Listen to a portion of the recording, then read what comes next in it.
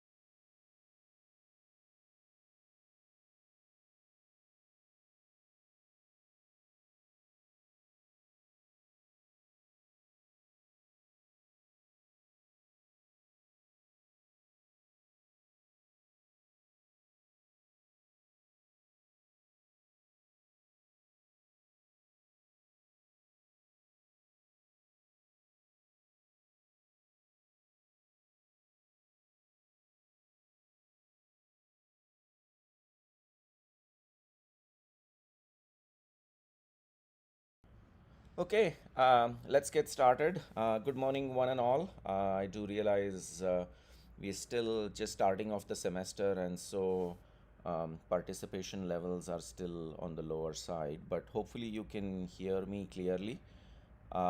Today is our second session, and we are going to be talking about primarily mental models. And hopefully, you find this interesting. If you can't hear me, please type out in the chat window, or if you kind of notice any technical challenges, please put them on the chat window.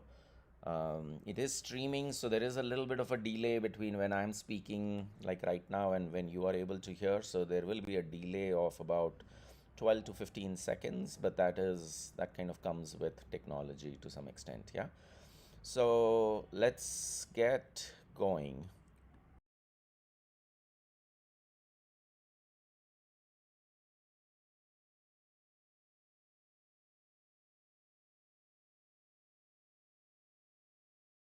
Hello, everyone. Hope all of you are doing fine. Today's topic is about developing critical thinking using mental models. If you know about Satkaam, right, you do realize and understand that there are these four very critical skills that we keep talking about all the time that can help you be successful not only in your life but also in your career, right?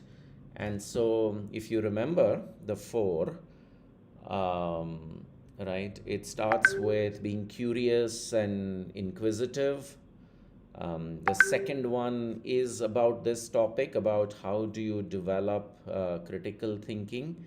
The third one is more about problem solving.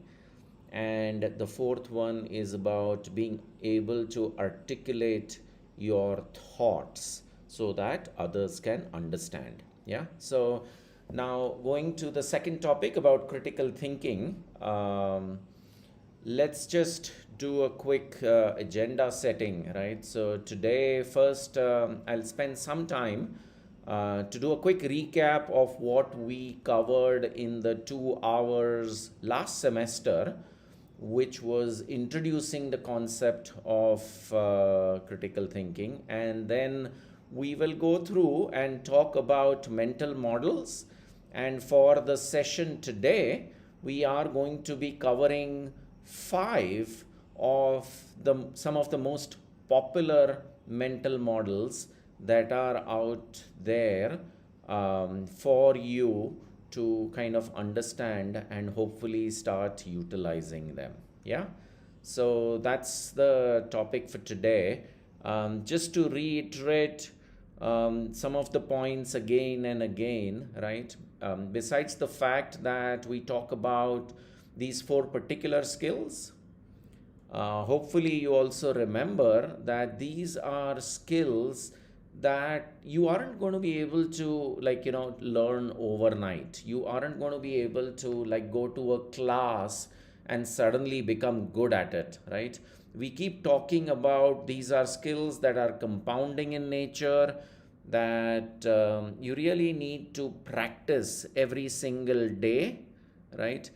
And as you do it more and more, you will keep getting better at it, right? So same is the case with critical thinking and the ability to understand mental models and use them. Yeah.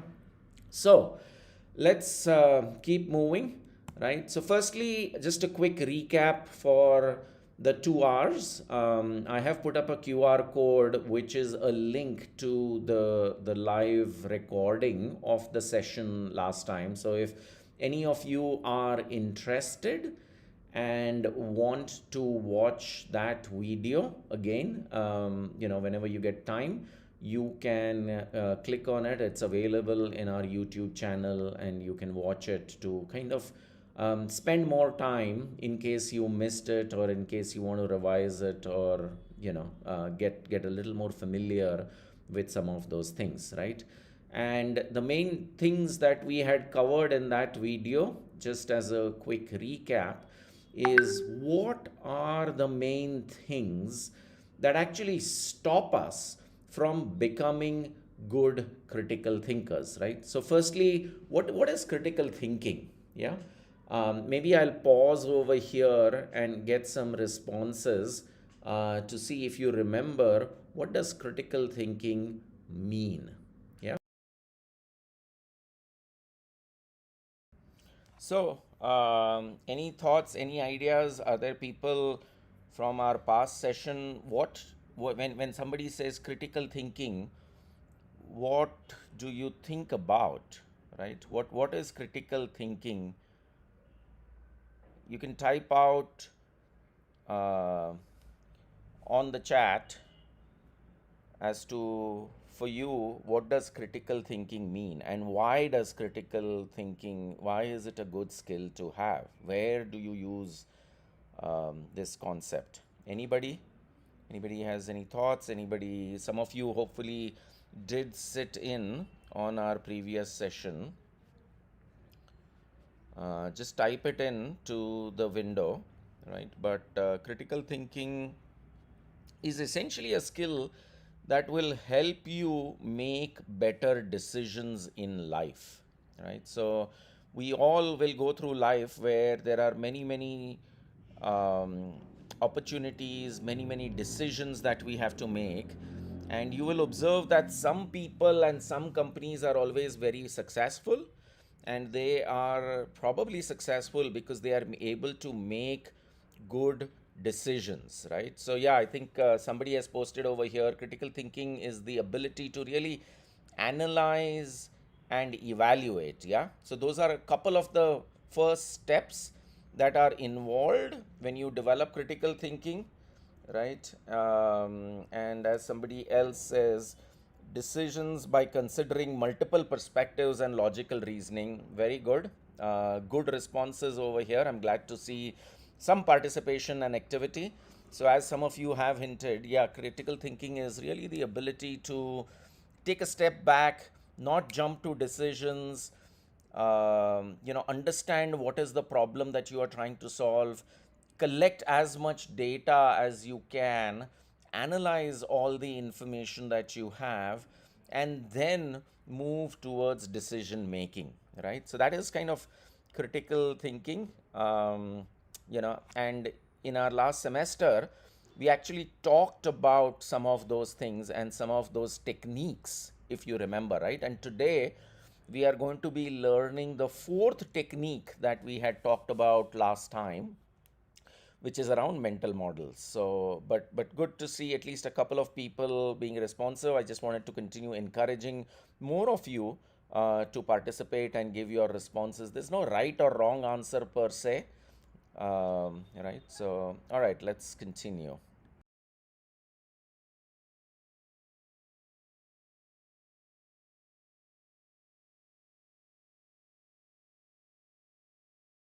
And we'll discuss it. Now, continuing on, right, hopefully you've gotten a sense of what critical thinking is. And one of the things that we had covered last time is actually a mental model that we will be covering today later on, called inversion, right? And inversion is kind of to look at things backwards, right? Or to look at the end and then come in the opposite direction, right? So, same thing. If you want to become a better critical thinker, the first thing that we introduced in our session was what are the things that stop us from being good at critical thinking, right? And we have this acronym that we have come up with at Satkaam, right? It is really simple: A, B, C, D, E, F, right? And this is just a quick summary of what each of them are. As I said, the link was available. You can go through in more depth if you want to. But our main message was, at any time that you are making a critical decision going forward, right? And you feel like you are reaching a stage where you are kind of making a decision, right? Please, as a practice, go through and look at if in your decision making have you made any of the common mistakes that actually stop us as human beings from making good decisions, right? And these six are the main reasons why we do not make good decisions.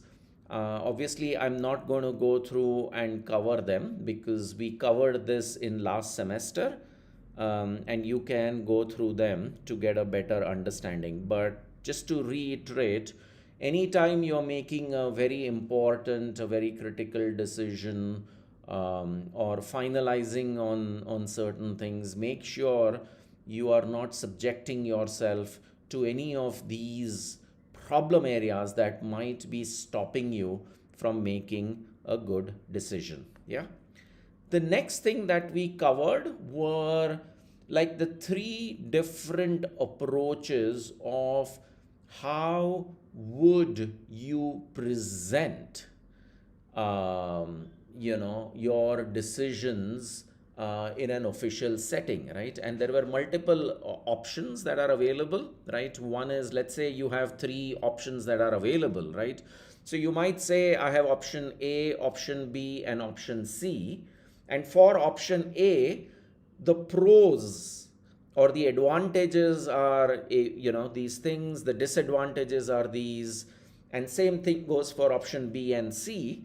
And then finally you would come to your recommendation, saying you recommend going with option C and here are the reasons. But at least it will demonstrate that you have taken time, you have collected data, you have analyzed all the information that you have access to, you have figured out that the solution could be multiple, and based on that you are coming back with a final recommendation, right? So that is one way of presenting yourself such that it will demonstrate the fact that you as an individual have really thought through this problem and not making a very quick decision or a judgmental decision or a decision that is based on emotions,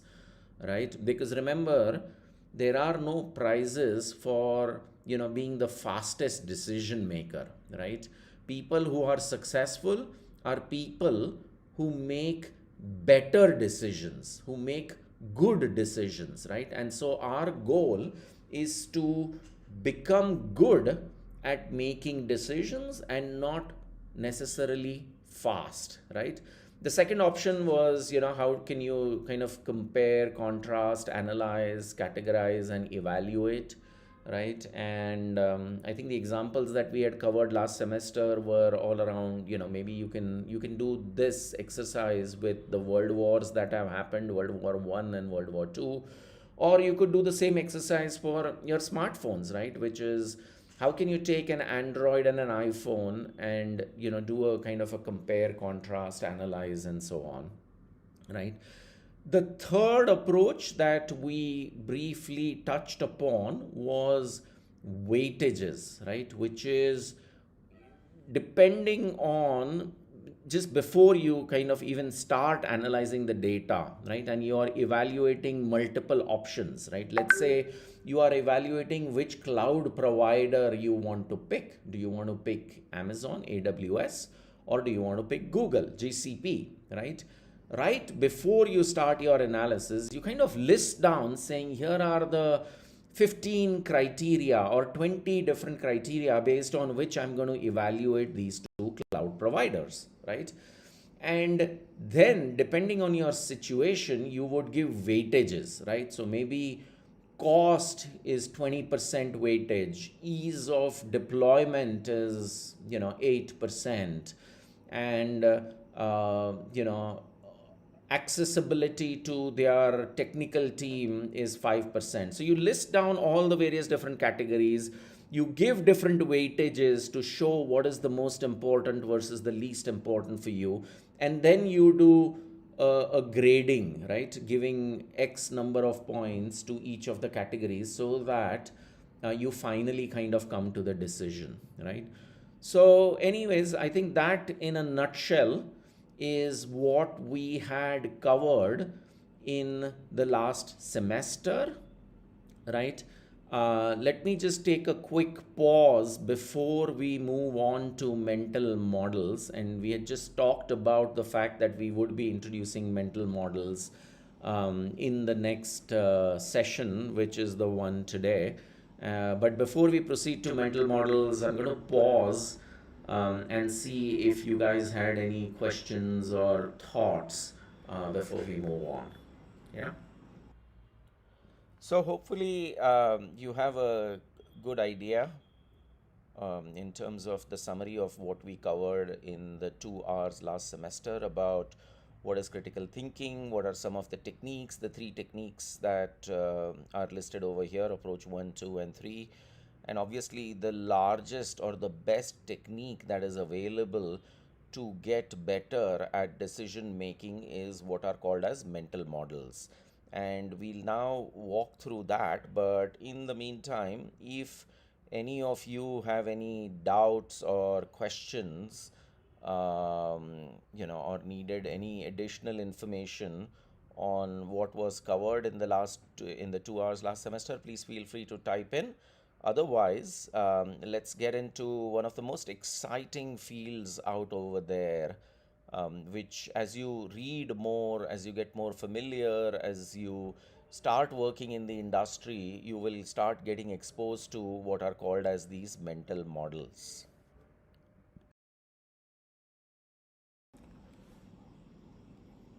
So, moving on, mental models. This is, there is a very famous book. In fact, there are multiple. If I'm not mistaken, there are probably three or four. But I think if you are really interested, you can just buy the first one. It's called The Great Mental Models. It's a book by Shane Parrish. Some of the models that we will be discussing here are discussed in that book. Some of the other models are just models that we've encountered over the years. And it would be good for you to start getting familiar with these models, so that you can apply them and talk about them on a normal basis once you start working. Yeah. So, anyways, this is the reference to the book. Now, let's go on to what are mental models, right?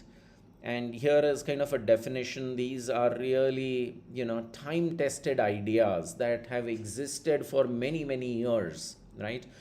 These are things which you don't need to really explain to people. Even if you go to a different company, or you go into a different industry, or you are playing a very different role, mental models are things that everybody, especially in the corporate world, knows, the ones that we are going to cover over here. But to simplify what mental models are, let me take an example. Yeah, let's say that I have this pen with me over here. Yeah, and if I was to drop this pen or let go of this pen, right, what do you think is going to happen? What do you think will happen? Let's pause. Anyone? Just type out in simple English what would happen when you drop a pen, when you're holding a pen and you let go of the pen from your hand. So interestingly, if I was to, conduct the same exercise with, let's say, a Nobel Prize winner of physics, right, to explain to me what will happen once I let go of the pen, right? Now, he could give obviously a much more detailed answer, but essentially, in simple language, the Nobel Prize winner in physics is going to say it's going to fall to the ground, right? And if I take this same pen and I go to a village, right, in India, and go talk to a 6 year old who's studying in the local public school and ask him, hey, I have this pen and I let go, what will happen, right? Even the 6 year old boy who's studying in the village is going to tell me that it's going to drop, right? Essentially, the concept, right, it's the concept or the mental model of gravity, right? We all understand, right, irrespective of how experienced we are, how knowledgeable we may be, the fact that when you let go of something, it falls to the ground, right? And so that is what a mental model is. It is things that people across the globe, across different companies and industries understand, right? So, for instance, if you are standing on a roof and that roof is made of glass, you're going to be tentative because you understand that, hey, gravity might act, the glass breaks, and you could fall down, right? So, you're very, very tentative about it, right? And there are various different phrases that are used. For instance, right, if somebody says, you are getting pulled into, such and such's orbit. What does that mean? Let me pause and see if you understand when somebody says that, hey, you are getting pulled into such and such person's orbit, right? What do you think that means? Yeah.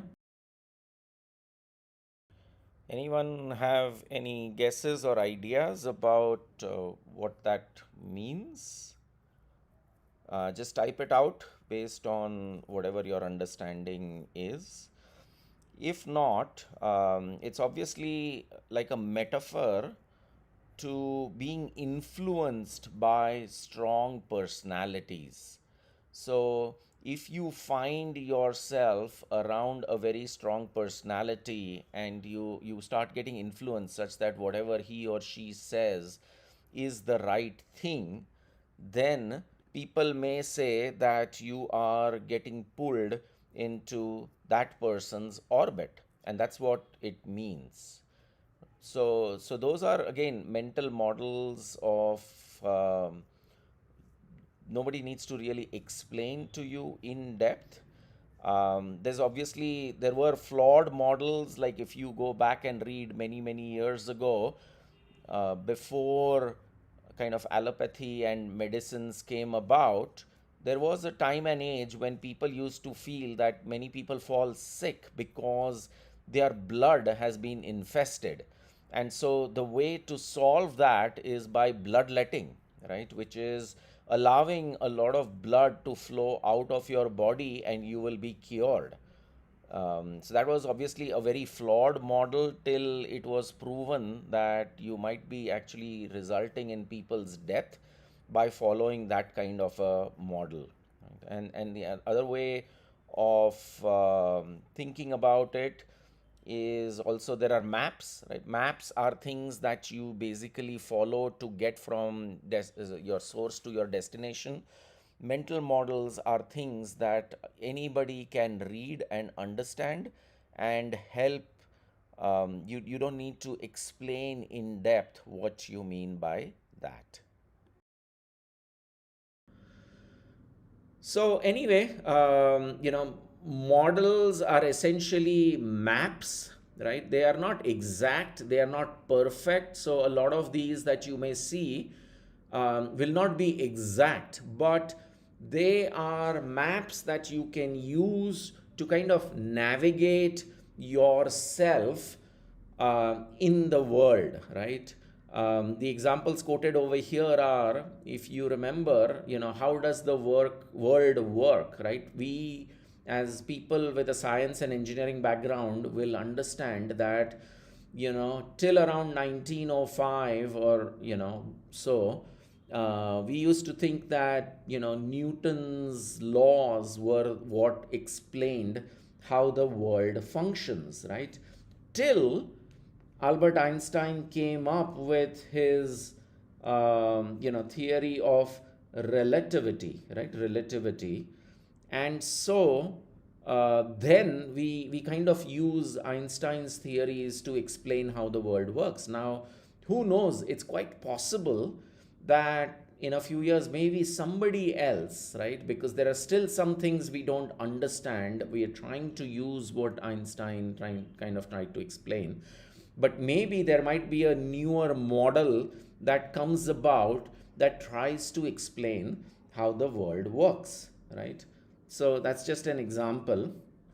And then same obviously is if you go into kind of management, there is the Frederick Taylor, I think in 1914 15 somewhere around there, had come up with the management model, which is still used, although one can argue that that model probably made sense in a manufacturing kind of a setup where the people working in the factory just had to keep doing the same thing over and over again, and that doesn't really apply in the days and age of innovation and ideation per se, right?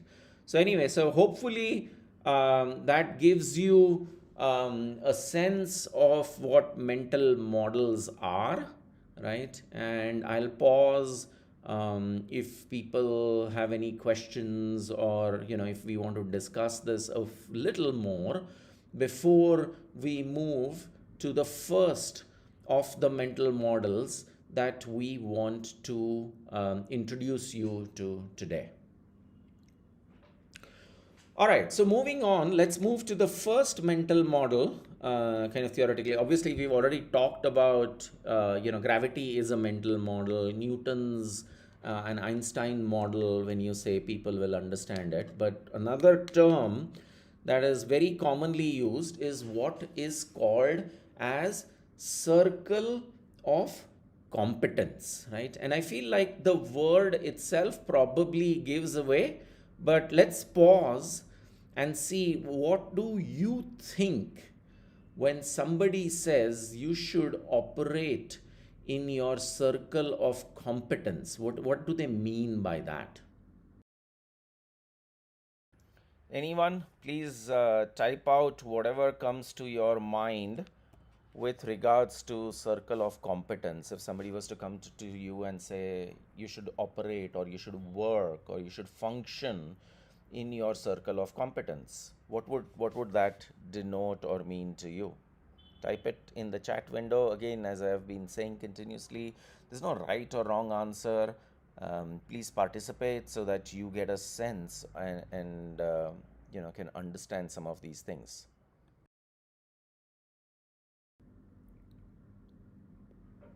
Okay, so hopefully, you are getting a sense, and the drawing over here kind of shows it, right? You see that dark black spot that is out over there?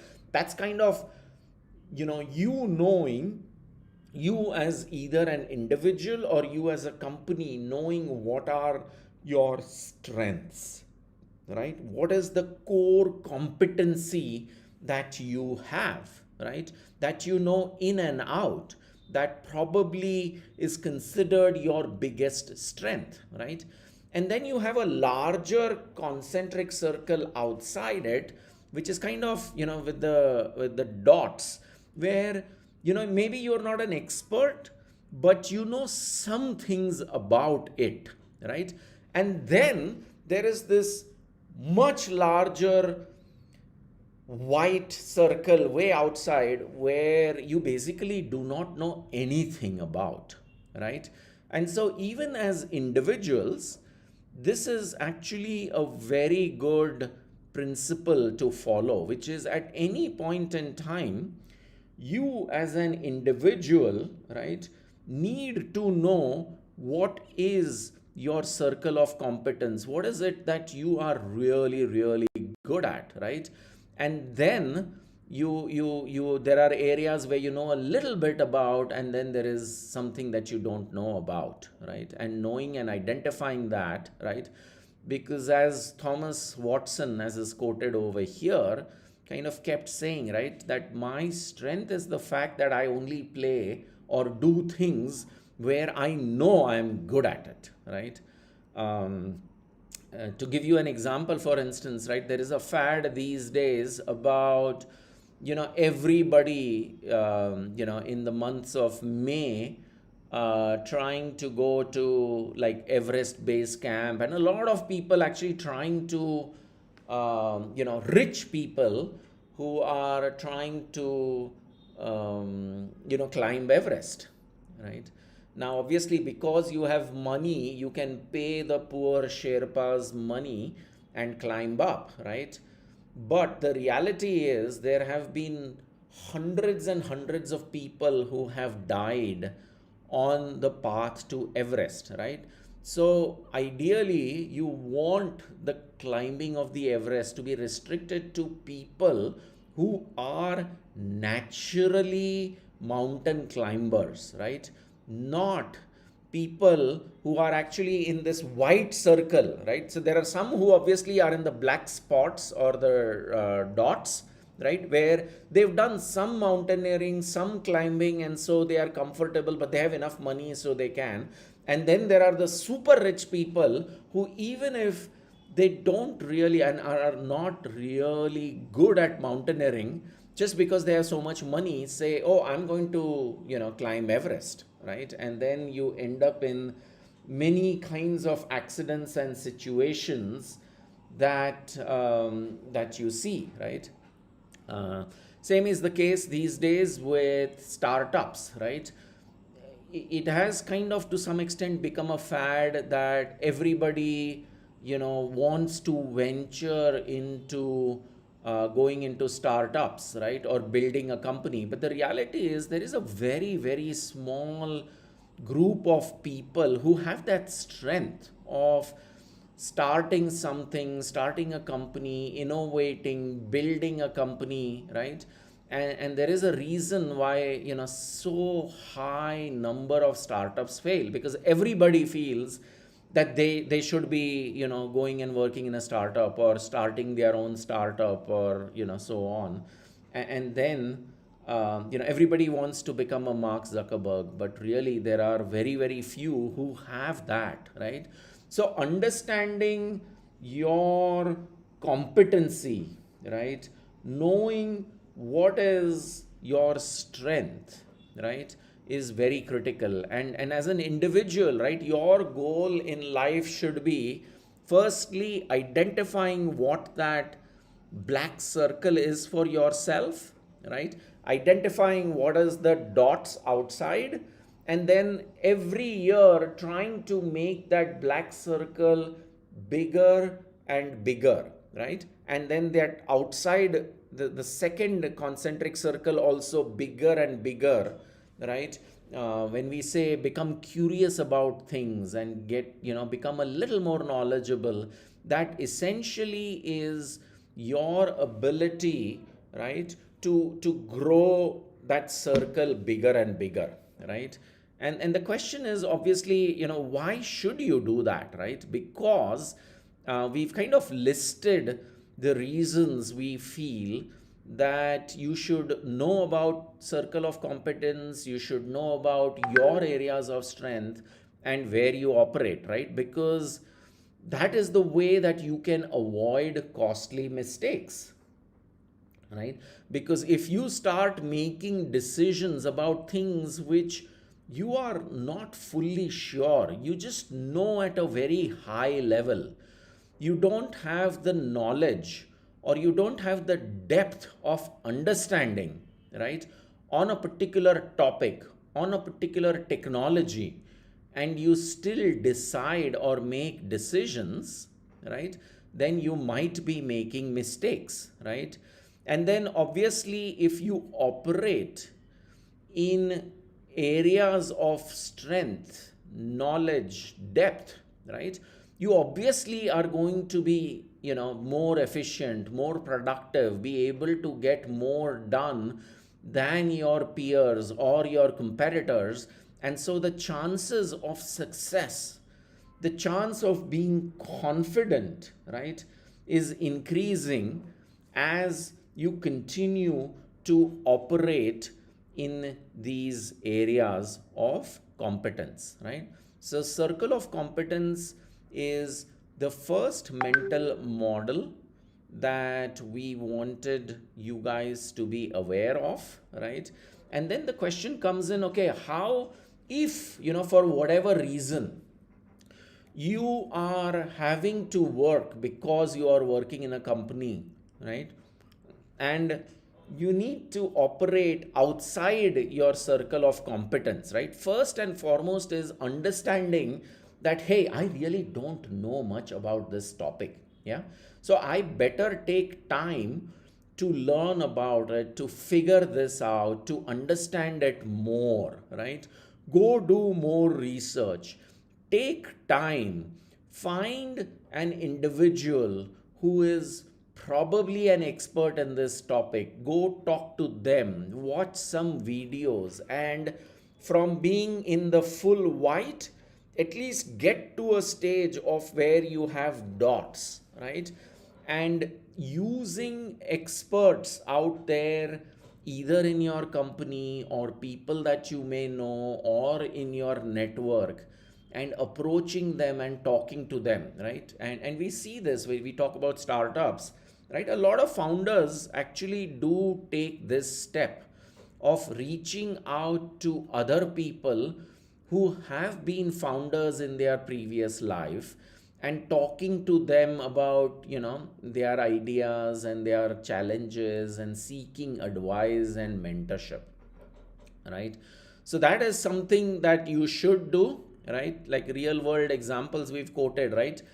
Everybody feels like, oh, India is going through a growth story, right? And so I'm going to invest in the stock market, right? And so I'm going to take my money and I'm going to, you know get rich fast, right? And start investing, right? But that is a mistake that a lot of people make, and a lot of people lose a lot of money, right?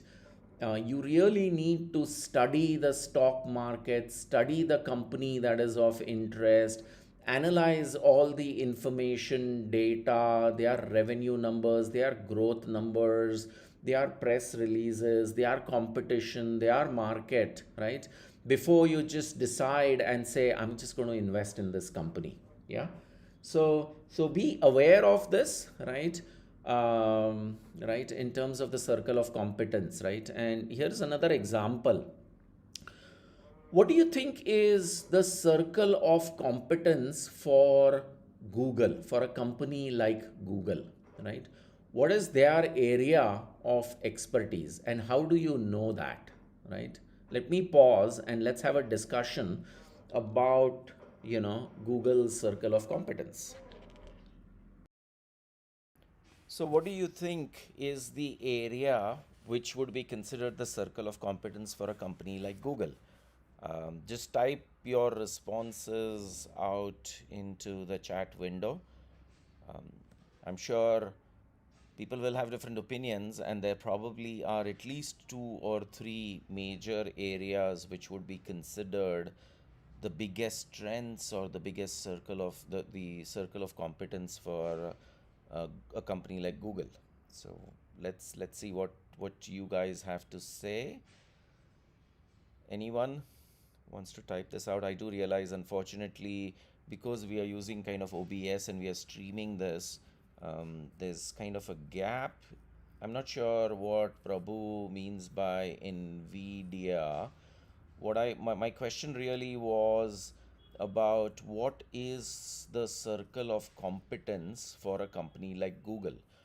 What are the areas that you would consider that Google has more understanding, knowledge, awareness, experience, strength, people working on?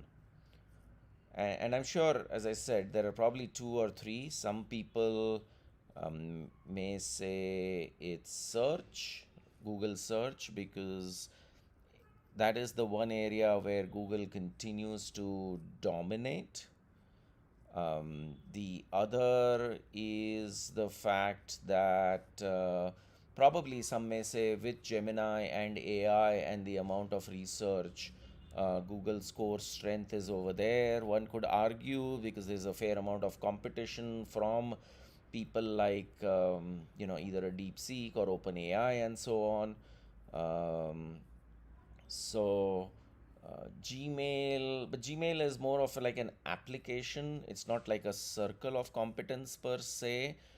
Um, and I do see multiple people saying Gmail, but I would consider maybe, AI or Gemini as a product could be considered a circle of competence without doubt. Search is, maybe some might even say Android technology. I do see Prabhu here elaborate. Yeah, the ability, actually Google manufactures and builds out its own hardware to optimize, for instance, for search, right? So it's not only the search engine that we see or the software, but the underlying chipsets and hardware and how they bring their servers together, which is the reason for their circle of competence around search per se. Okay, good. Thanks for those responses from some of you. Let's continue. And yeah, obviously, I mean, today it is AI, right? But search has always been their circle of competence, right? And so while a lot of engineers at Google wanted to go work on the newest area, right?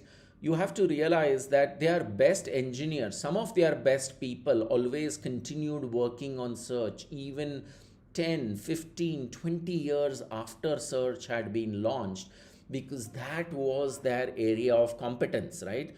Google's area of competence was not hardware, and that's why you see things like Google Glass or the Pixel or Google Home haven't done as well, because their circle of competence was search, right? And now AI obviously is there, right? So remember this while you are making your career decision as well, right? When you are evaluating which team to be in, for instance, in a company, right? A lot of people want to go work on the newest, greatest, latest thing, right? But then when layoffs happen, right, when tough times come, what do companies do? They let go of the new things which are still not proven, and they will stick with, right, and focus on the areas which are their circle of competence and is bringing them the revenue, right, that is needed. Yeah. So here are kind of some more kind of sayings that you may want to get familiar with, but I want to take one more example on circle of competence. Yeah. You guys have heard about Warren Buffett? Yeah. So I'm going to kind of lead this into a discussion and then pause. Firstly, let's talk about who's Warren Buffett. What was his area of strength and competence? And let's have a discussion about, how much money did he invest during the dot-com bubble. Yeah. So let's do that discussion. So first, just type out what do you know about Warren Buffett, or who he is, or what is the company that he is running, or what is he famous for, whatever you know about Warren Buffett. And interestingly, let's go back in time. There was this late 90s that was called the dot-com bubble, more like 98 and 99, where it seemed like everybody wanted um, to invest, right? So everybody took their money and started to invest into uh, companies and the stock market. And that was primarily because it was a boom time.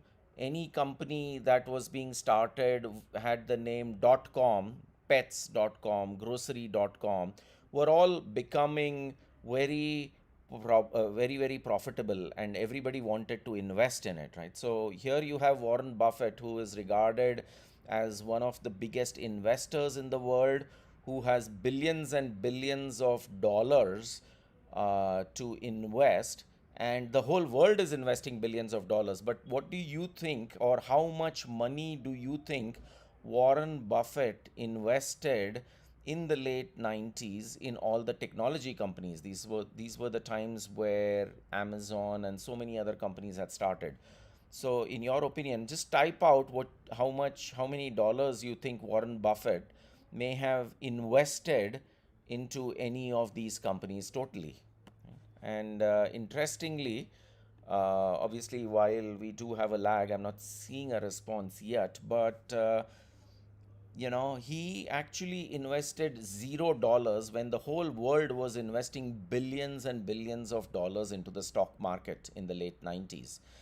And at a later point in time, there was this famous interview that was conducted of Warren Buffett that asked that, when the whole world is investing in technology stocks, why did you not invest a single dollar in the late 90s? And his response was that technology at that time was outside my circle of competence. I did not understand technology well enough. I did not understand what these dot com companies were. How are they planning on making money?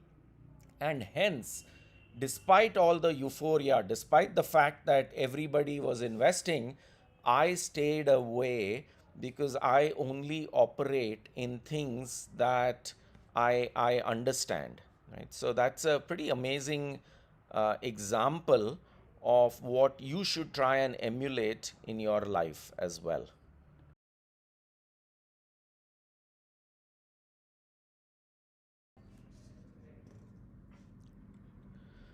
So, here's another exercise you may want to do, right, for yourself. And this is something maybe you should get into the habit of doing every year, right, to identify what your areas of strength are, right?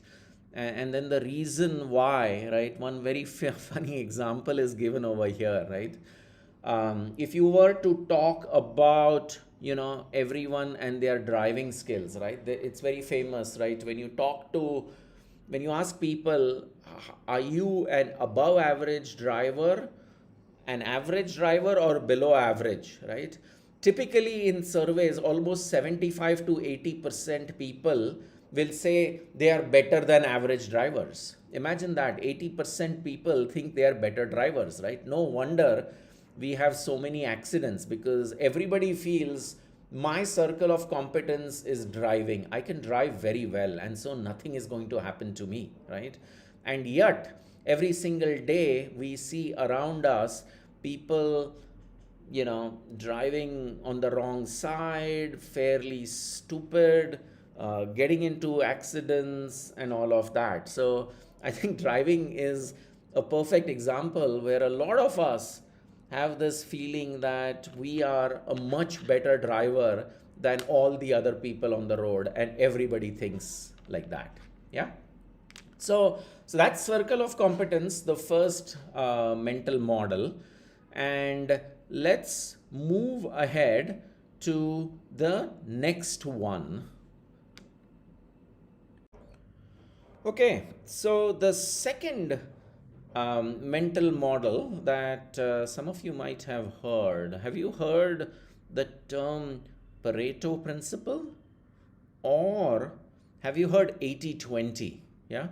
I'm going to pause over here and get some feedback from you based on whatever you understand as the 80/20 rule. And by the way, this is probably one of the most famous models when you join a company and you go in any company, in any country. I have heard this term of Pareto principle or the 80/20 rule being used at least in 4 or 5 countries across different kind of countries, right? So it is fairly universal in concept. Everybody is aware of it. Would be curious if any of you have a sense of what is Pareto principle, or what does 80/20 rule mean, or have you heard about it? Please go ahead and type in your responses, and would like to see how many people actually are aware of it. So, this particular principle is very, very popular. And, any company you go to and, you're trying to make a point and you say, but that follows the Pareto principle, right? You don't need to explain to people about what that means, right? It is so common, so pervasive, so existent across the board, that if you say 80/20, or if you say Pareto principle, people will understand it, right? Let's take a particular example, for instance, right? How many of you use Gmail? Yeah. And how many features do you think Gmail has, right? So there are like hundreds and hundreds of features that Gmail has, right? But if you look at it, right, most of us are always only using, compose, attach, send, right? So if you look at it, pretty much, only 20% of the features are being used by 80% of the users, right? And vice versa, only 20% of the users are using the remaining 80% of the features or capabilities that Gmail has to offer, right? Most of us will fall in the 80% and use only 20% of the features, right? Again, as we said, if you remember, these models, it doesn't exactly mean 2080, right? It could be 76 and 24 or 79 and 21, but roughly this 80-20 principle is, as we've said, fairly common, right? And fairly used across the board, right? So that you can start using it, right? And the same applies in, even if you're in sales, right? Most salespeople will say that 80% of the revenue of a company is going to come from 20% of the customers, right? Which is 20% of the customers are going to pay you 80% of your revenue. Or the same example is if you're in customer service, right? And if you analyze the tickets, right, for the most part, 20% of the customers are going to use your product so often and file 80% of the tickets, right? Or the most critical tickets will come from 20% of those customers. So these are fairly universal in nature, in terms of the application of the Pareto principle, right? And obviously, why is it useful, right? When we talk about problem solving, which is one of our other key topics, right? One of the things that we say, right, the whole world around us is full of problems, right? And we are really looking, our companies are looking for people who are problem solvers, right? The problem that exists is there are so many problems that you don't know which problem to go after, right?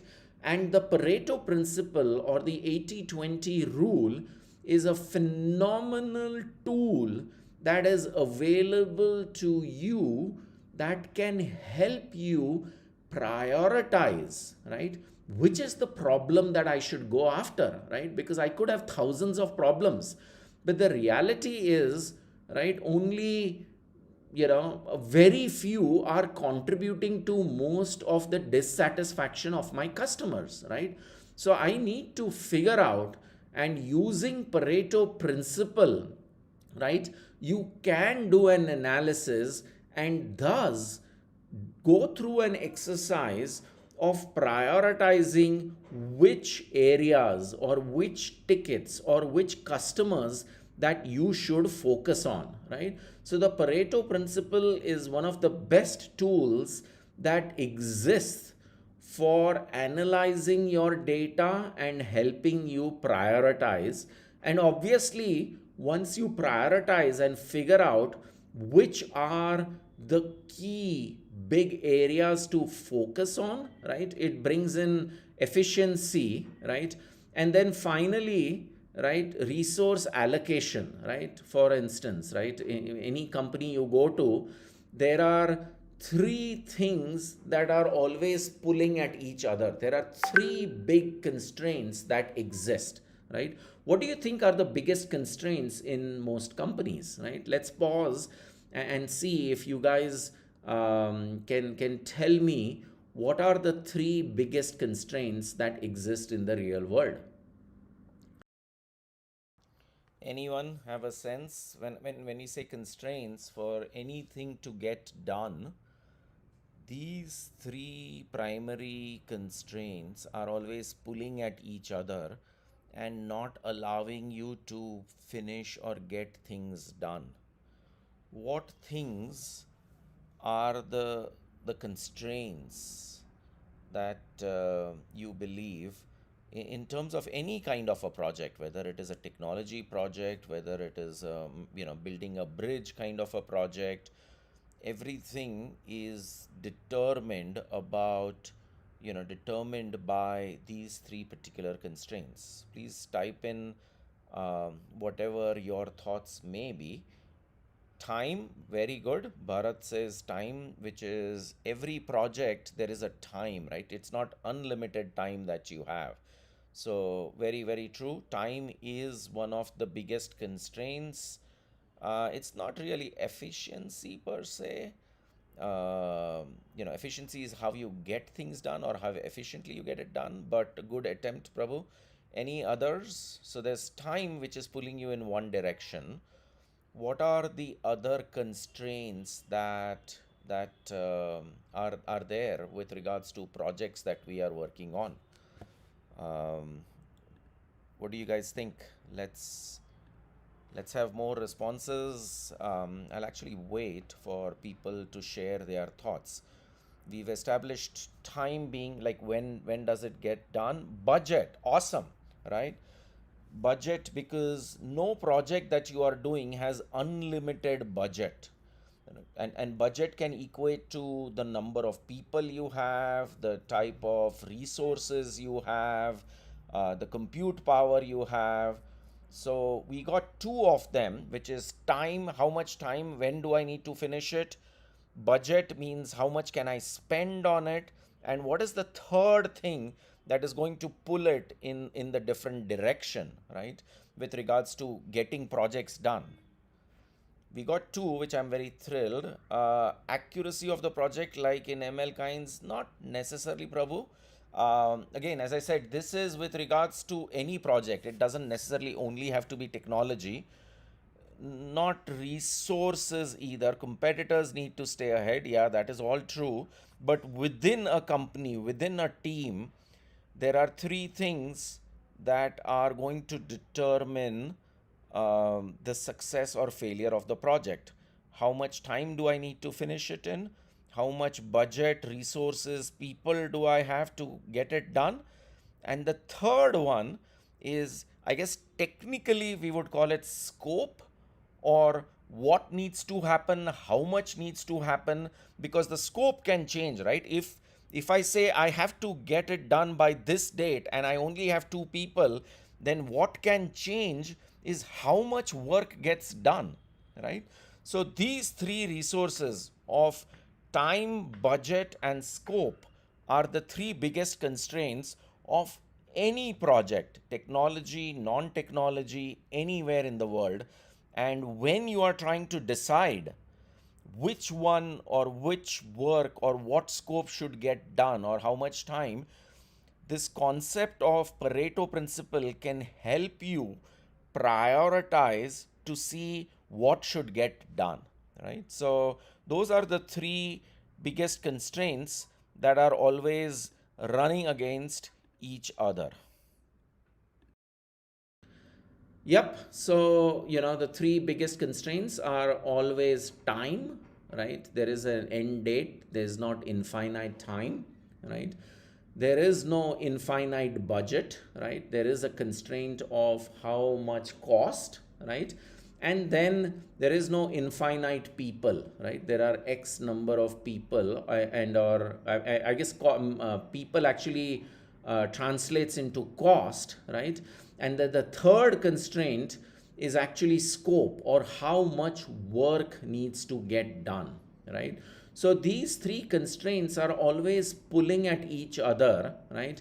And you need to figure out who should work on what, right? And every company only has 20% exceptional people, right? And so you want your 20% people to focus on the work that is going to fetch you 80% of your revenue, right? And so that is another mechanism that can be used to help you decide what and how should you be allocating your scarce resources to solve the right priority or the right problem to go after. right? So here are some other examples that we've talked about, right? When you talk about customer satisfaction, as we said, right, it's really going to be 20% of the features, right? And so a company decides, right, you know what, these features are used by 80% of our customers, right? So if we are going to be touching those 20% of the features, right, we better make sure that we do not compromise on the quality of those features, right? Or the focus on testing of those features is way higher than all the other features that exist, right? So that is another mechanism of prioritizing what to test, right? Or how big of a release is it going to be in terms of impact for the customers.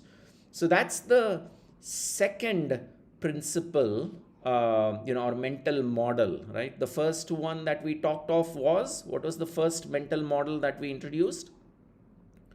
Okay. And the second one that we just talked about, right?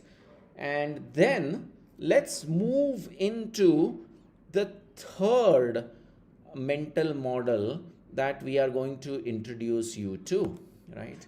It's called first principles thinking, right? And if you talk to very famous personalities, every personality typically has like their favorite mental model, right? And first principles thinking is kind of regarded as, I believe Elon Musk, regards first principles thinking as his favorite mental model that he strives for, right? And first principles is essentially, in any company there are so many things, and in any product there are so many features, and in thinking there are so many things, right, that can confuse people, right? First principles thinking is you go down to the basic fundamentals of why does this exist, or why does this work the way it does, right? And as long as you have gone down to the first principles thinking, to the basic fundamental reason of why something is as it is, you would have a good understanding, and there is no reason for you to go deeper, right?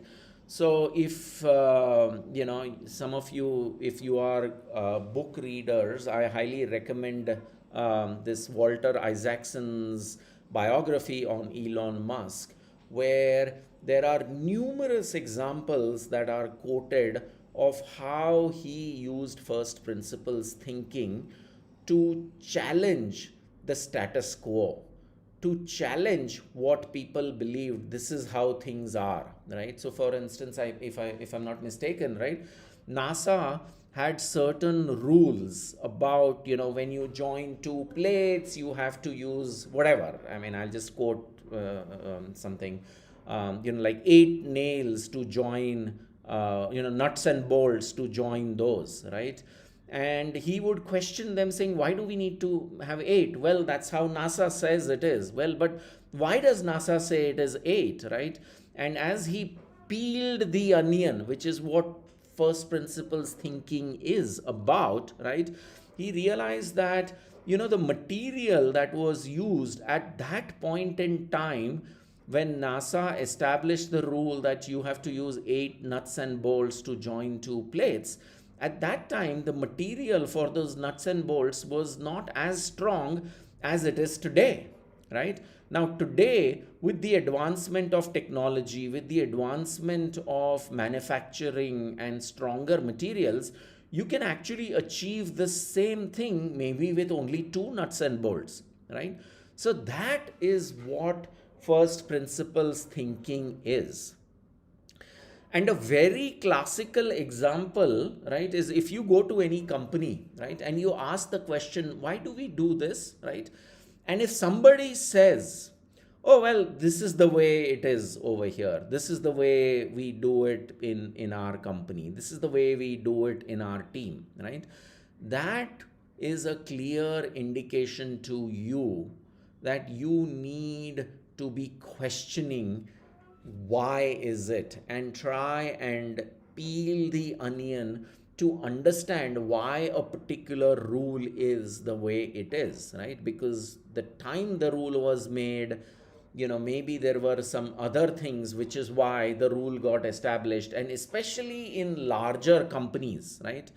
We talk of, when you go to a large company or a big company, there's a lot of bureaucracy, right? A bureaucracy is a set of rules that you have to follow, right? And the bureaucracy exists for certain reasons. For the time that rule was passed, it made sense, right? And so now that things have changed, right? You really need to kind of make sure that old frivolous things that don't make sense anymore are still not pursued or still not followed, right? So the reason first principles thinking is important is that is what is going to allow you to challenge assumptions that are being made. And remember, assumptions is one of the biggest mistakes, right, that exists. The A out of the A, B, C, D, E, F of what stops us from making good decisions was assumptions, right? And if you use first principles, you are going to be challenging assumptions that might be existing, right? And first principles thinking is what will help you maybe come up with an innovative solution, right? Uncover problems that exist that have since been solved, right? And it obviously helps you in making good decisions, right?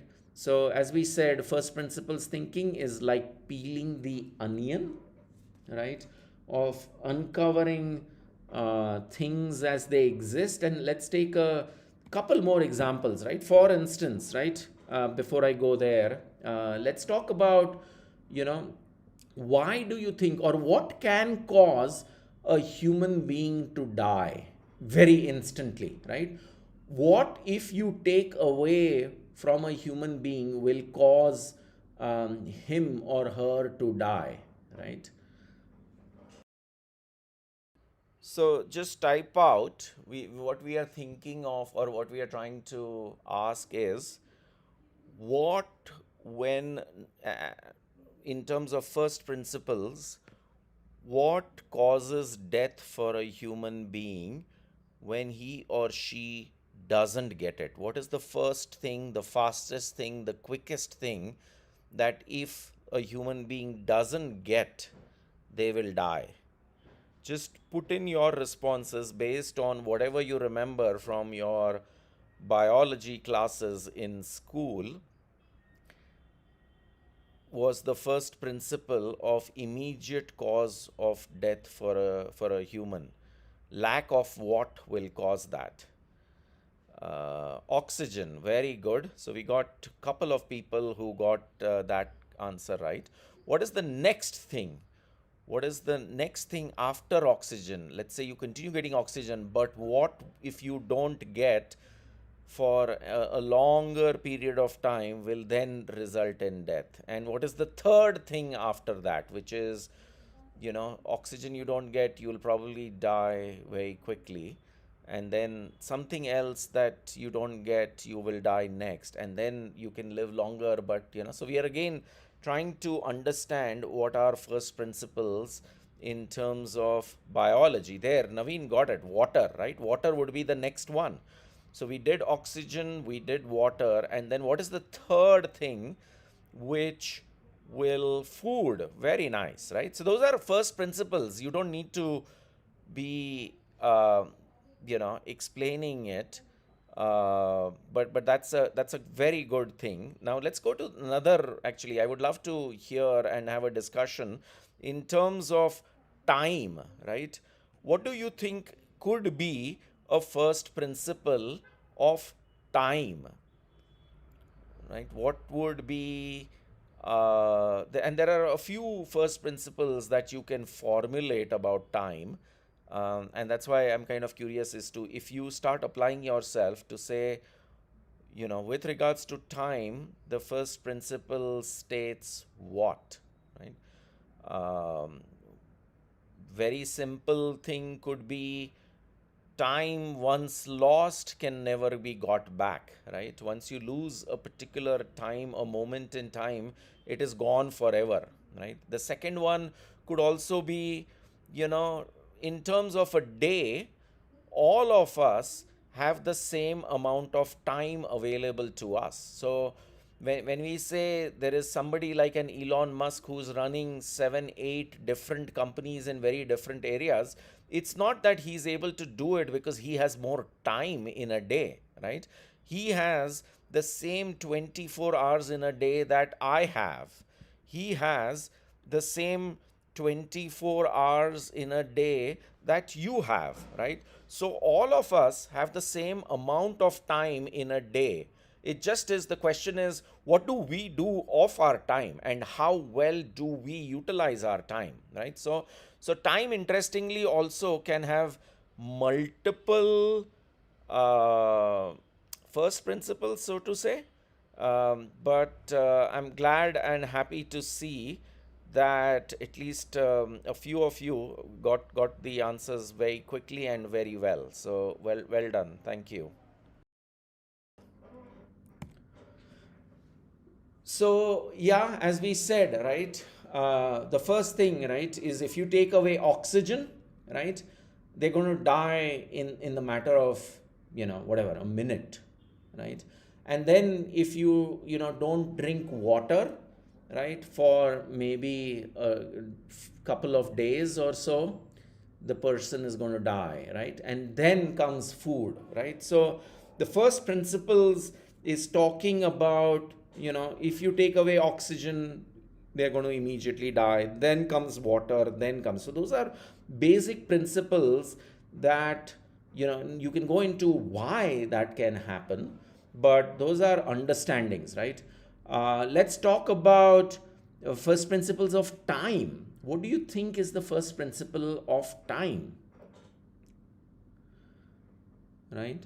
And so the first principle of time is actually the fact that every single individual, all of us, right, have the same 24 hours in a day.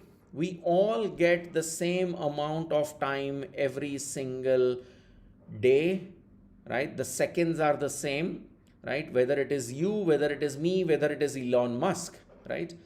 How much is each individual able to achieve in a day varies, right? But the first principle, that the fact that there are 24 hours and every hour has 60 minutes and every minute has 60 seconds is the same for all of us. How much we are able to do in that time is different, but the first principles is the same, right? Basketball and cricket, right? Let's take first principles, right? And it's very interesting, right? Uh, Most of you will not know this, but for fans of cricket, right? There was this, I think it was the 1997 Cricket World Cup that was played in India, right? Where there was a cricketer who challenged how World Cup one day cricket should be played. Does any of you know who it was and what was he challenging? Let me pause and see if you guys understand or know that. Anyone? I think cricket fans should hopefully be able to answer it.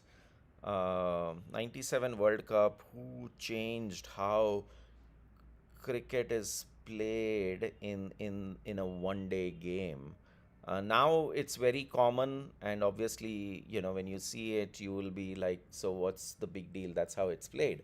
But the first time it was done, it really kind of, got everybody to notice as to, oh, wow, there is a different way of playing one day cricket? So yeah, it was Sanath Jayasuriya from Sri Lanka. Yeah. And he used to say that the first 10 overs is when you have to score maximum number of runs because you had those field restrictions, right? And so he went berserk in the first 10 overs, right? And that was a very different, right? Today, everybody understands it, right? Whether it is 6 overs in a 20 over game or 10 overs in a 50 over game, everybody understands it. But back in 1997, everybody till that time used to play very similarly, only hit in the end, the last 10 overs. So they would try to keep their wickets and only hit in the end. But Sanath Jayasuriya changed that. He challenged the first principles and said, if these fielders are inside, I'm going to go over the top and try and score maximum number of runs in the first 10 overs. And that is what his questioning was, and that is what resulted in Sri Lanka winning that World Cup. Yeah. So those are first principles that we've talked about. Now coming to techniques, right? There is this very famous technique called the 5 whys that was made famous by Amazon, right? And it is something that you can practice, right? Of whenever there was a problem at Amazon or there was a discussion, they got into this habit of asking 5 whys, right? And what it helped was when there was a problem, right? Many a times we tend to go after the symptom because we only notice a symptom. We only notice some problem and we ask the question why, and we go after the first why and try and solve, right? And that is typically called as solving for the symptoms, but not going down to the root cause. What is the real reason why something is happening, right? And so for instance, in Amazon or in a particular thing, right? Let's say an e-commerce site, let's say your revenue is going down, right? Which is you are making less sales, right? So the first question you ask, they'll say, well, we are not able to close deals, right? So then the question may be, oh, we are not able to close sales deals. That means that maybe our salespeople are not good. So let's get rid of the salespeople and hire new salespeople. And you get new salespeople, and even then the revenue doesn't go up, right? Maybe if you ask the second why as to why are we not able to close as many deals, right? Then they will say, well, we don't have enough leads that we are talking to. We know that our closure is 30%, which is if we talk to 3 customers, prospects, we will be able to close 1 deal, right? And I only have 10 prospects that I'm talking to. Oh, that means that we don't have enough leads. Okay. Then the second question is, why do we not have enough leads, right? Maybe that is because our social media audience hasn't been built. Oh, why hasn't our social media audience been built? Well, because 9 months ago we decided and reduced our marketing staff that was doing interactions in social media or was doing blasts on LinkedIn or Twitter or whatever, Instagram if you are a D2C player, right? So what happens is you might actually have said, let's get rid of this marketing person. 6 months later, you kind of realize that our revenue is going down, right?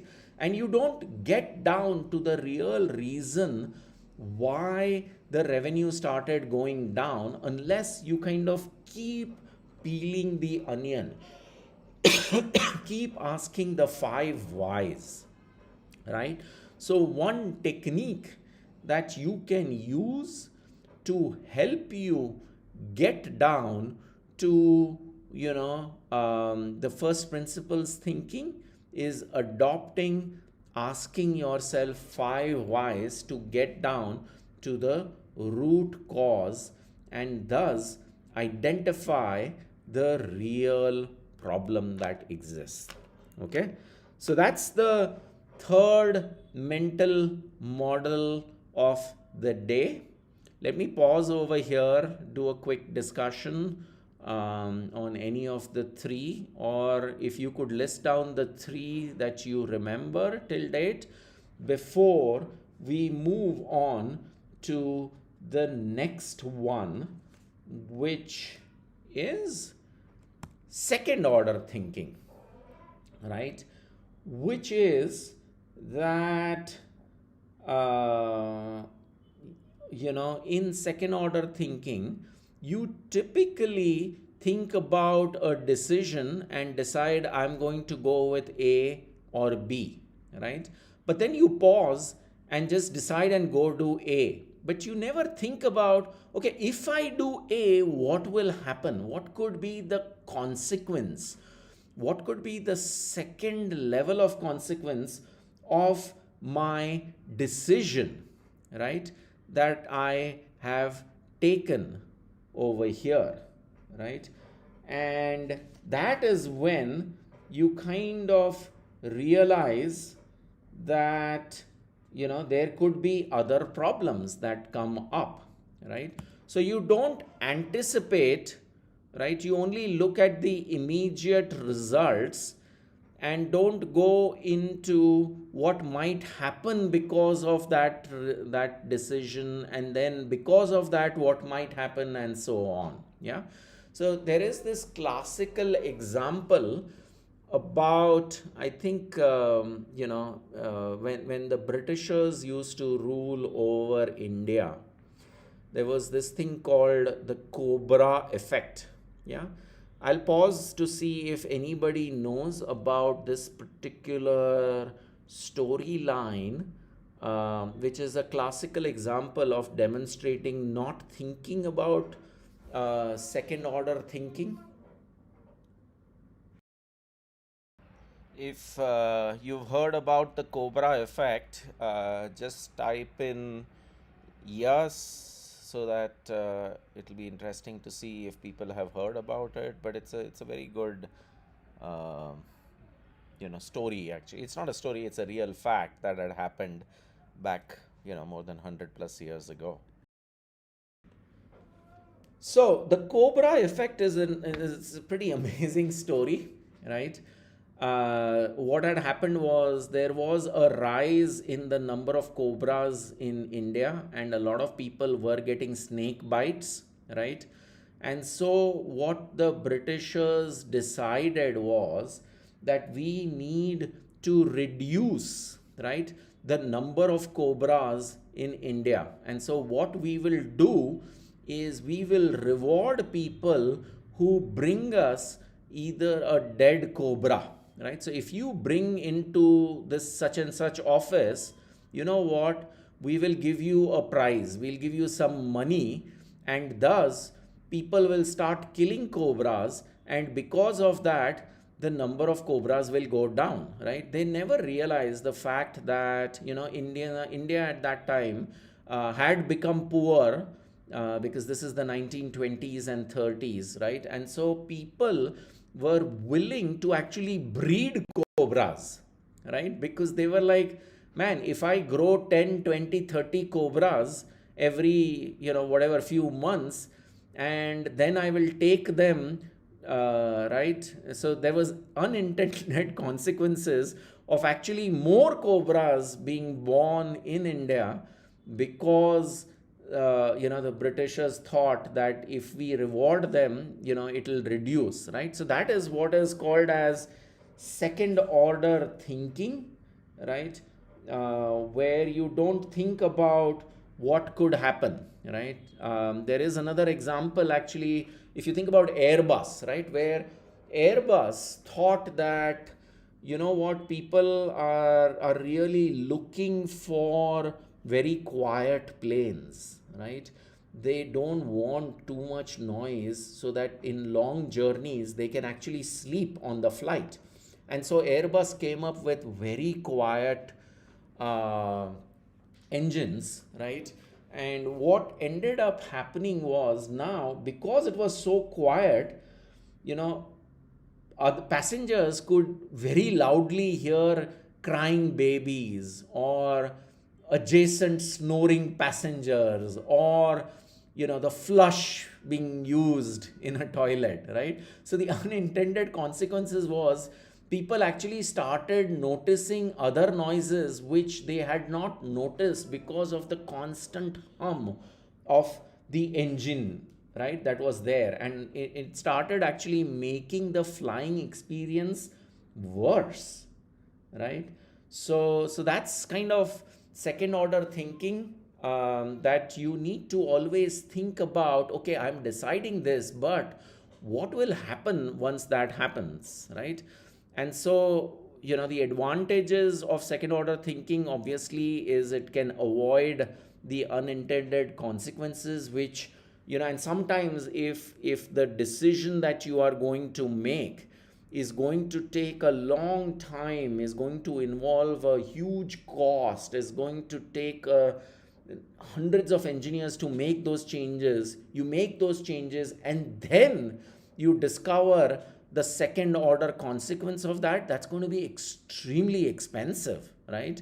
And a wasted effort, right? So it can help you avoid wasted efforts that might be involved if you don't think, right? And it also increases decision making and adaptability, as is kind of listed over here. Yeah. So and the classical case, right, is, if you think about, which game do you think people are always thinking? Every player who plays that game is very good at second order thinking.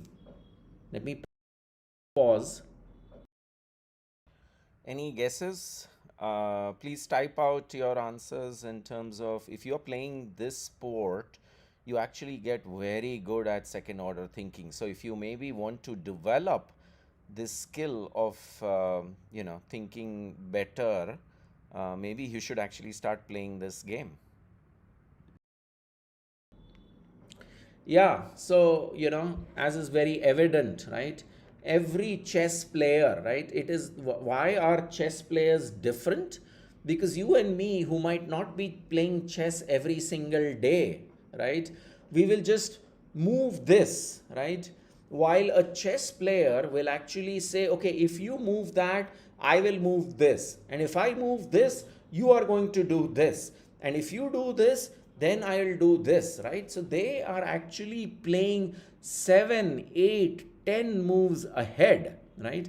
And so that is becoming a chess player is a very good way of kind of developing second order thinking that can help you, think through all these kind of decisions, right? The cobra example that I already quoted is obviously, very very common, and quoted many a times, right? And why is second order thinking important, right? Because we do work in a world where there are multiple overlapping connections, right? And so if we do not think through, right, we might make the mistake, right? The other thing is, many a times when we decide, we are only thinking about short term gain, right? And so we forget that long term thinking requires us to think about, the repercussions of our decisions, right? And so second order, the only thing of caution to note is you have to be careful that you do not get into an analysis paralysis, right? Saying, well, let me think through, if I do this, then this will happen, and if this happens, then I'll do this, and if that happens, then what if that, right? So over analyzing, right, or over designing can be a slippery slope that you need to avoid, right? So that you don't make, you don't get into actually not making a decision at all. right? So those are kind of some of the practical aspects to remember of the second order thinking mental model that we have talked about. Yeah. Now we will go to the final one, the fifth one, which we've actually already demonstrated for you. Yeah. And remember, I talked about famous personalities having their own favorite mental model, right? What was the favorite mental model of Elon Musk? Yeah, first principles thinking, right? Similarly, have any of you heard about Charlie Munger? Yeah, let me pause and see if any of you know who Charlie Munger was. Anyone know Charlie Munger? Uh, I think a lot of you probably have heard about Warren Buffett. But people, obviously, in the investing, there are a lot more people who actually respect Charlie equally or more, uh, right? Warren Buffett's partner, per se. So, inversion, which is the last mental model of the day, was Charlie Munger's basic, the go to mental model, right? Which is you look at the problem from the end point or from the reverse, or you work backwards, right? So, for instance, if you remember, right, critical thinking, right, the session that we did last semester, right, we started with A, B, C, D, E, F. And what are those? Those are things that stop us, right, that prevent us from being good critical thinkers or from making good decisions, right? So we've already adopted and used the inversion model, right? And so what is the inversion model saying, right? If you say, you know what, I want to get such and such done, right? So the question you ask yourself is, okay, what is going to stop me from achieving such and such, right? And if I identify 3 4 things, I will make sure that those 3 or 4 things will not happen, right? So that is how the inversion model works, right? So for example, right, in a company, right, if they say that, we want to maintain creative thinking, right, you could ask yourself, well, what is going to kill creative thinking? Maybe it is too much process, too much bureaucracy, too many approvals. So you come up with the list of things that is going to stop the company or the employees at a company from being creative, and you try and solve for those, right? So that is what inversion is, which is thinking backwards, right? uh, and here are some kind of what are the benefits, right? Which is it helps us from preventing something from not happening, right? And the most important one, right, is we all have blind spots around us, right? So it helps us to figure out what are those blind spots, what are the things that we might be ignoring because we are so focused on getting X done, right? And it helps us obviously in simplifying decision making, right? So let's take a couple of examples, right, to kind of prove this point, right? So let's take the example of traffic signals in India, right?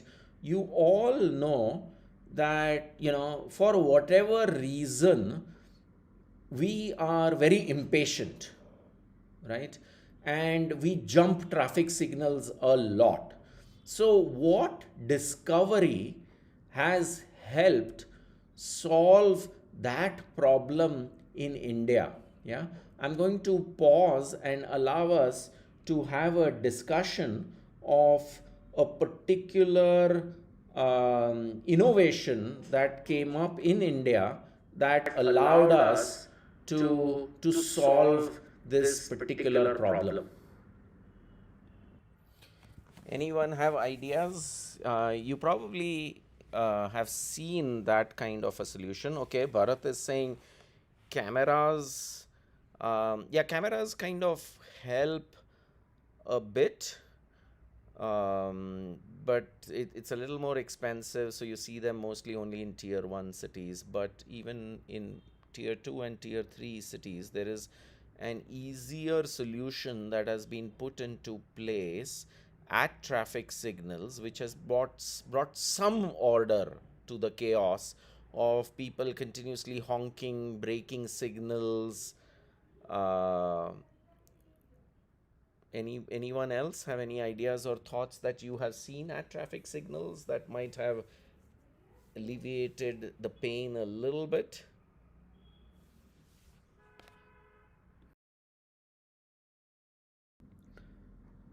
All right, great. So yeah, that is a pretty amazing,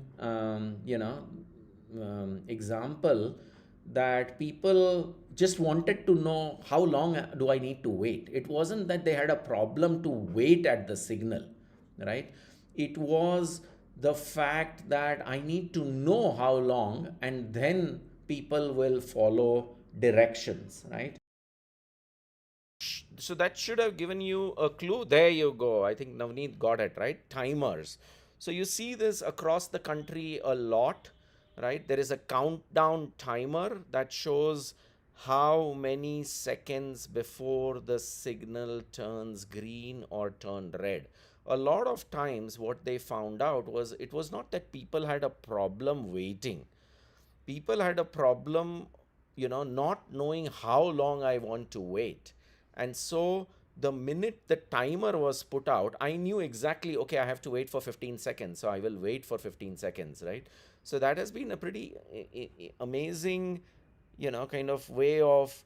Earlier, we would think that, oh, Indian culture is such that we are impatient and so we honk and we break signals and so on, but trying to figure out as to why is it that they are honking. Is it that they don't want to, and trying to invert that problem, and coming up with a timer at the signal was a pretty innovative way of solving, using inversion. um, let's take another example, right, of our UPI, right? What is an invention, right? If you remember, right, one of the things that people talk about is the fact that there is a lack of trust, right? People do not trust. So the shopkeeper does not trust the the guy who has come to buy, right? And what innovation came about that removed that lack of trust that existed in the shopkeeper, that has been a pretty amazing innovation. So, any ideas? Again, remember the problem was, oh, Indians don't trust each other. So the shopkeeper doesn't trust the buyer whether or she has made the transfer. And now, if you go and you use UPI, you rarely see any shopkeeper actually demonstrating that, right? Because there has been an innovation that has happened where the shopkeeper no longer is looking at each and every transaction of money coming in, to be convinced that the buyer has actually paid and transferred using UPI. Intimation, there you go, right, Navneet? That's the sound box, right? The Paytm sound box, which essentially gives the buyer a sound intimation of how much money has been transferred into the account, right? So again, inverting the lack of trust to, like, how do you make it easy for the buyer, for the seller to know that the money has come in, and removing that lack of trust equation. Yeah. So perfect. So that's another great example, right, of using inversion to solve lack of trust that kind of existed in the system. Yeah. So anyways, hopefully you guys have gotten the various different mental models, which is what we wanted to do. As we've talked about, these skills are compounding in nature, and we would like you to study these models in more details as and when time permits. Go to YouTube, watch videos about how different people have used these 5 mental models that you have gotten an exposure to. Try and apply it to your life on a day to day basis. If you are struggling with what should I study for the exam, right? Use the 80/20 principle. Look at past papers. I mean, when we look at past papers, essentially we are doing that, right? Which is trying to figure out which are the 20% topics where 80% of my marks could come from, and use these principles in your daily lives to help incorporating them such that you start making good decisions. Yeah. So that is it for our session on critical thinking and mental models. Hopefully you found it useful. I'll pause over here and before so that we can have a quick discussion before we end the session, and over to the person conducting it.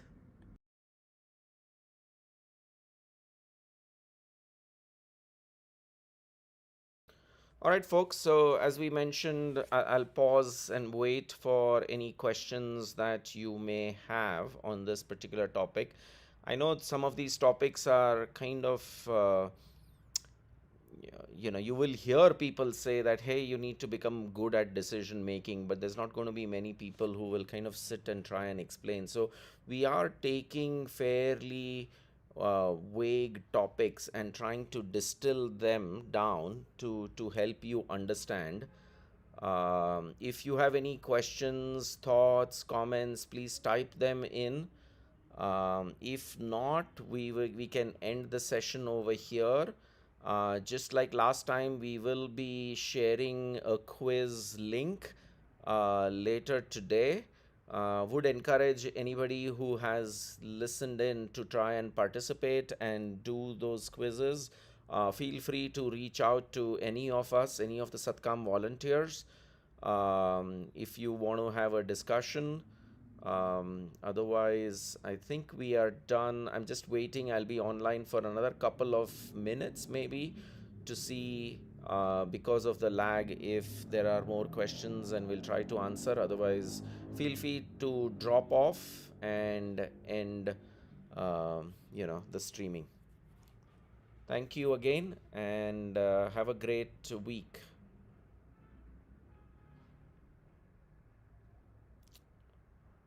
All right, I don't see anything else coming, so I'm going to go ahead and stop the streaming.